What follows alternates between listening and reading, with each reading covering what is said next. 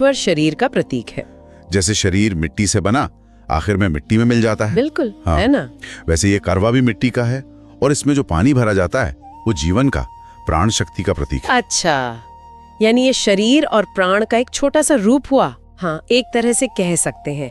और जब कोई स्त्री इस करवे में पानी भरकर संकल्प लेती है तो वो जैसे अपने शरीर रूपी बर्तन में अपनी प्राण शक्ति और इच्छा शक्ति को एक जगह ला रही होती है। दूसरा बड़ा मतलब जो कहानी से भी साफ है, ये करवा संकल्प की शक्ति का प्रतीक है। संस्कृत में कर्व या कुंभ का मतलब घट या घड़ा भी होता है, जो ऊर्जा को जमा करने वाला बर्तन माना जाता है।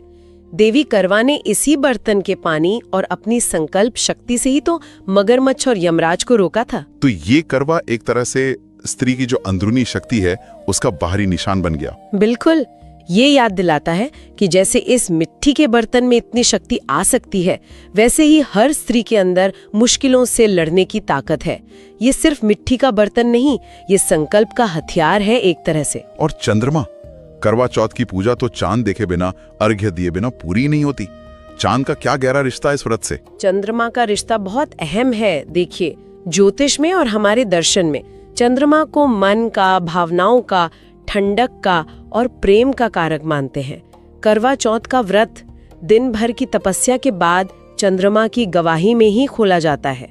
ऐसी मान्यता है कि जब चंद्रमा की ठंडी किरणें करवे के पानी पर पड़ती हैं तो वो पानी अमृत जैसा हो जाता है और वो पति पत्नी के रिश्ते में प्रेम, शांति और स्थिरता लाता है।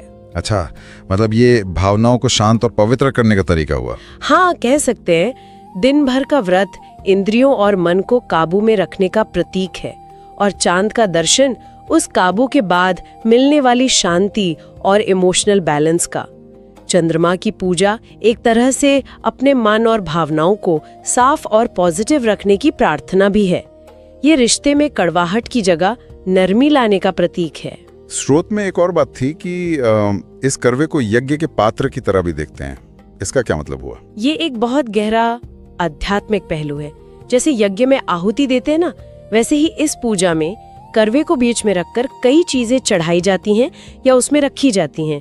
पानी, चावल, रोली या सिंदूर, फूल, मिठाई, कभी कभी धूप दीप भी। ये चीजें पंच तत्वों पृथ्वी, जल, अग्नि, वायु, आकाश को दर्शाती हैं। तो इस नजरिए से देखें तो करवा एक छोटा सा ब्रह्मांड या यज्ञ की वेदी बन जाता है, जिसमें स्त्री अपनी श्रद्धा, अपना संकल्प और इन 5 तत्वों के लिए अपना आभार जताती है। ये उसके त्याग और समर्पण का